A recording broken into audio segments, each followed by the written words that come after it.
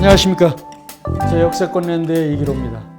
오늘은 전철 9호선, 서울에서 가장 핫하죠. 9호선 4단계 본격 착공과 2023년 주택시장 전망에 대해서 말씀을 드리겠습니다. 9호선 4단계 이제 본격 착공이라고 했는데요. 사실 착공이면 착공이지 본격 착공 좀 그렇죠. 근데 요게 그 국토부에서 2023년 1월 3일자로 보도자료가 나온 건데, 본격 착공이 뭐냐 이렇게 보니까 원래 9호선 4단계가 작년 12월 달에 완전히 다 착공을 했었죠. 근데 그 현장 사무실을 만들어 놓고 이 공사하는 모습이 잘 안 보이더라고요. 현장에 가서 보니까. 그래서 이제 올해부터 본격적으로 착공을 한다 이런 이야기를 들었는데, 역시 보도자료가 이렇게 나온 걸 보니까 이제 제대로 착공이 돼서 2028년도에 개통하는 걸로 이렇게 되어 있습니다. 그래서 이제 올해는 도로도 좀 이렇게 막히기도 하고 자동차들이 그럴 것 같아요. 그래서 하여튼 이 굉장히 핫하고 아주 중요한 노선이기 때문에 이 내용을 가지고 제가 말씀을 해드리겠습니다. 원래 그 9호선은 중앙보훈병원이 현재 종점이죠. 3단계. 근데 중앙보훈병원역에서 생태공원역, 그 다음에 한영외고역, 그 다음에 이제 고덕역은 이제 환승역이죠. 이렇게 해서 고덕강일지구역까지 이제 공사를 하게 됩니다. 그래서 보니까 이 조감도도 이렇게 나와 있습니다. 요거는 고덕역 환승 5호선하고 9호선 이제 환승되는 요 조감도인데, 이렇게 그 국토부에서 다 이렇게 기사를 내보낸 거고요. 그리고 요거는 이제 고덕강일 1지구, 고덕강일역인데, 요게 이제 4단계 종점이죠. 요것도 조감도가 이렇게 이쁘게 나왔습니다. 고덕강일 1지구역은 이 비즈밸리 한 7만여 평의 현재 비즈밸리 그 공사를 한참 하고 있죠. 근데 그 앞에 강일역이 이제 들어서게 되는 거죠. 뭐 아마 대단할 것 같습니다.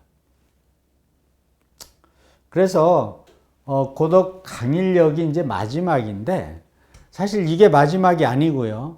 이 9호선 4단계가 끝나면 그 다음에 신강일역이라고 그래서 한 단계가 하남 쪽에 더 생기게 됩니다. 하남 쪽에.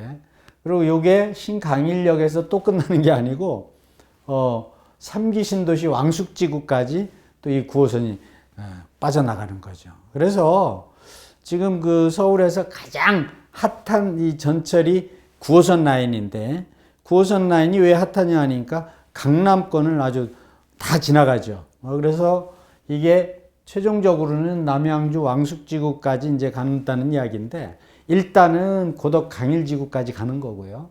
그래서 요게 지금 길동 생태공원역 이렇게 해가지고 다 나와 있는 지도고요.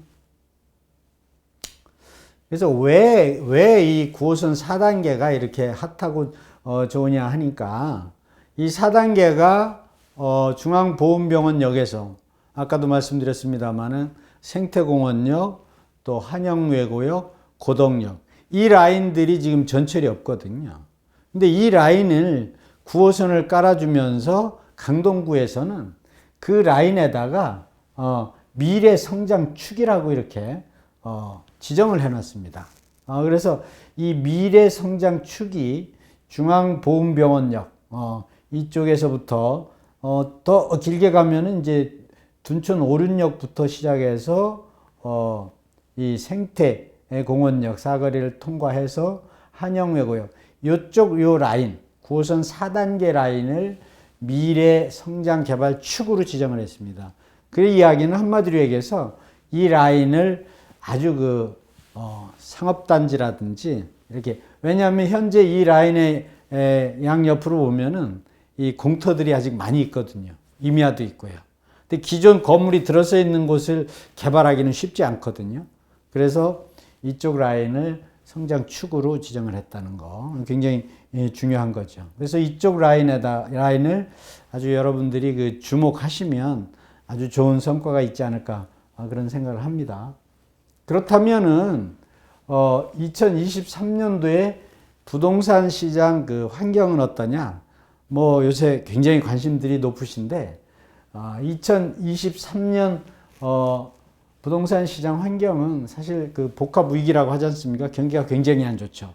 여러 가지 뭐 글로벌 경기 침체에다가 또 인플레이션 막기 위해서 또 금리 상승도 미국도 많이 하고 우리나라도 많이 하고 다른 나라도 마찬가지죠. 또 주택 가격이나 주식 가격이 또 폭락해 있고 현재 그래서 거래가 안 되죠. 주택 이런 것들이.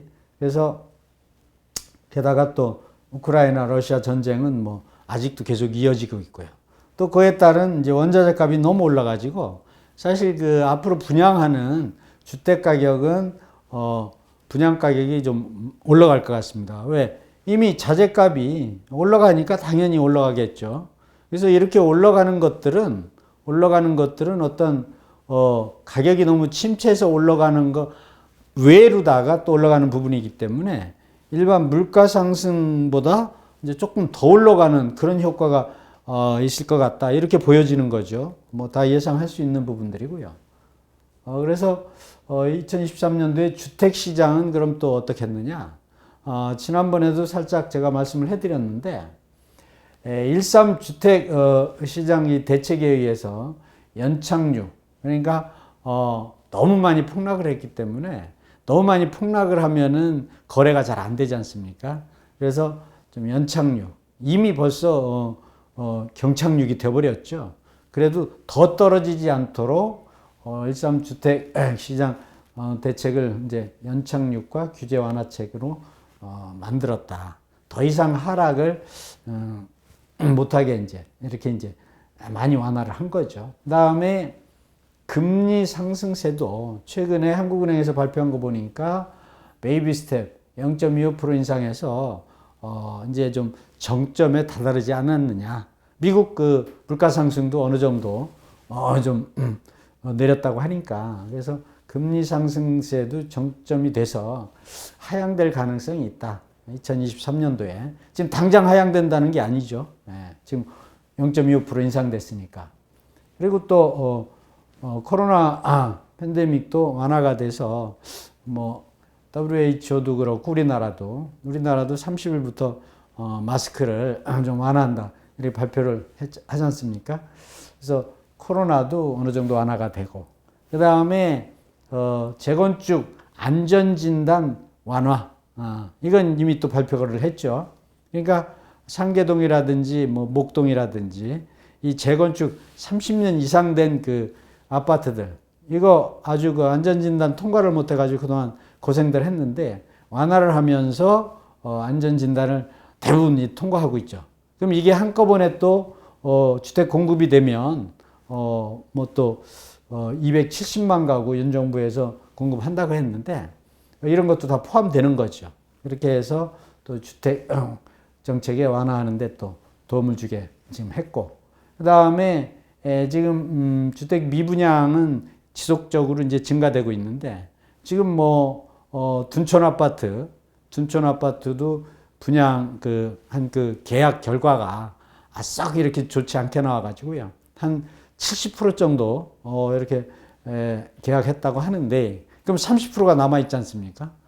그래서 아주 그 강동구 핵심 지역인데도 다 완판이 안 됐다. 그래서 미분양이 지금도 조금 증가하고 있다. 이렇게 보는 거거든요. 그래서 이런 상황 속에서 주택시장 전망이 그렇게 뭐 아주 좋지는 않죠. 지금 금리도 지금 베이비 스텝으로 좀 올려 있는 상황이지만 앞으로 더 많이 올리겠다는 것은 아니고 조금 하락 요인이 있지 않느냐. 이제 이렇게 보는 거지. 더 뭐 하락하겠다 이건 아직 아니거든요.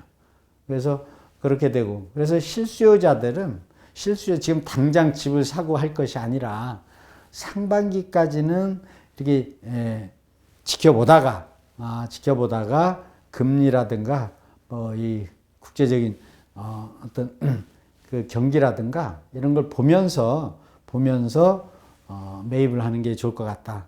이렇게 보여집니다. 이걸 딱 잘라가지고 언제 매입해야 되겠다 이렇게 이야기하기는 좀 어려운 상황이죠.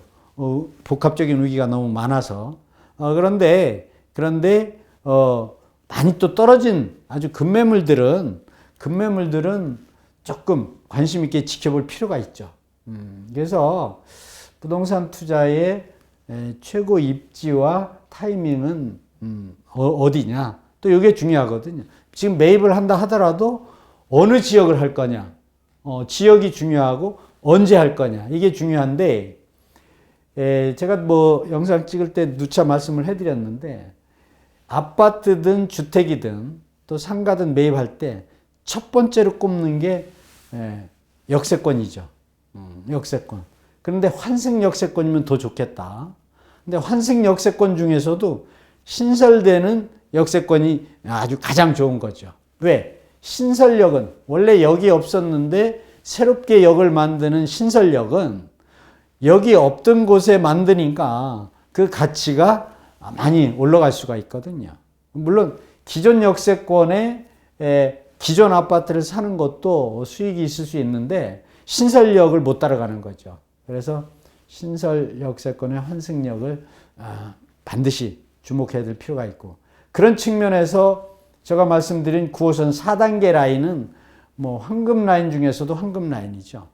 왜냐하면 아직 전철이 없어요. 그러니까 생태공원역도 전철이 지금 없고요. 생태공원역 옆에 신동 아파트 재건축해서 지난번에 분양해서 완판을 했는데 그만큼 입지가 좋으니까 가능한 거였죠. 그 다음에 한영외고역도 지금 전철역이 없는데 전철이 생기면 또 주변을 한 번 더 올라갈 가능성이 있는 거죠.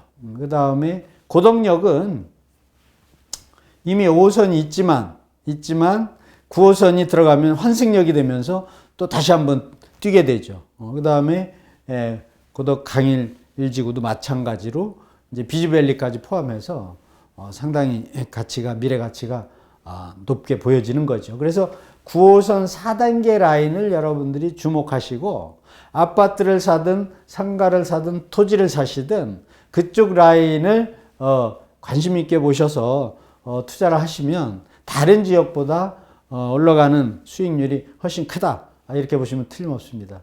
그 다음에 토지 같은 경우 아직 개발되지 않은 원형지, 신설 역세권인데 아직 개발되지 않은 원형지에 또 투자를, 마찬가지로 9호선 4단계가 되겠죠. 그 다음에 아파트 같은 경우는 반드시 나홀로 아파트 이거보다는 대단지, 1000가구 이상을 우리가 대단지라고 하거든요. 1000가구 이상의 브랜드가 있는 그런 아파트를 역에서 가까운 쪽으로 조금 비싸더라도 이렇게 사서 놓으시면 올라가는 가치가 더 높죠. 그 다음에 타이밍은 언제가 좋으냐 하니까 사실은 지금도 타이밍이라고 볼 수가 있죠. 왜? 침체기니까. 침체기는 우리가 매입할 때 좀 저렴하게 살 수가 있거든요. 모든 그 부동산 가치가 그렇죠. 쌀 때 사서 비쌀 때 파는 건데 지금보다 가치가 떨어질 때가 없죠. 그래서 침체기, 지금 30% 이상 떨어진 곳은 역세권으로 해서 여러분들이 많이 떨어진 급매물은 지금 사셔도 괜찮다. 저는 이렇게 보여지는 거죠. 그래서 물론 6월 말까지는 기다려 봤다가 그때 가서 조금 더 떨어진 곳을 사는 것도 좋습니다. 근데 꼭 그때가 좋으냐, 지금이 좋으냐, 아니면 12월 말이 좋으냐, 이런 거는 시장을 좀 지켜봐 보면서 전문가들하고 상담해서 타이밍을 잡으면 될 것 같습니다. 그래서 역세권 부동산은 가격을 결정짓는 주된 원인이 된다. 그래서 어떤 분이 그런 말씀을 하셨더라고요. 역세권의 가치를 한마디로 이렇게 가격으로 말씀을 하셔서 제가 적어놨고요. 그 다음에 투자는 맨 밑바닥에서 살라고 하다 보면은 실기를 하는 경우가 많죠. 그래서 주식이든 부동산이든 맨 밑바닥에서 살려고 하면 쉽지 않기 때문에 무릎에 사서 어깨에 팔아라. 그러니까 너무 많이 욕심을 부리다 보면요, 더 떨어질 때까지 막 기다리는 거죠.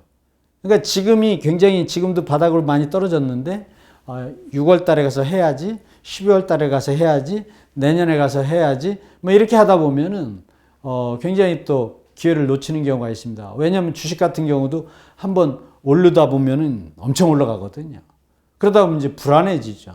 그러면 팔려고 했던 사람들도 조금 이렇게 더 비싸게 나눌 수도 있고. 그래서 그런 것들은 너무 많은 수익을 기대하기보다는 무릎에 서서 어깨에 파는 그런 기본 마인드를 생각하셔가지고 겸손하게 이렇게 투자를 하시면 실패가 없을 것 같습니다. 여기서 부동산에 대해서 그런 상담이나 이런 거를 저는 제가 알고 있는 거를 말씀을 해드리는 거기 때문에 무료 상담을 해드리는 거니까 전화나 그 문자 주시면 아주 성실하게 상담을 해드리겠습니다. 네, 오늘 여기까지 하겠습니다. 고맙습니다.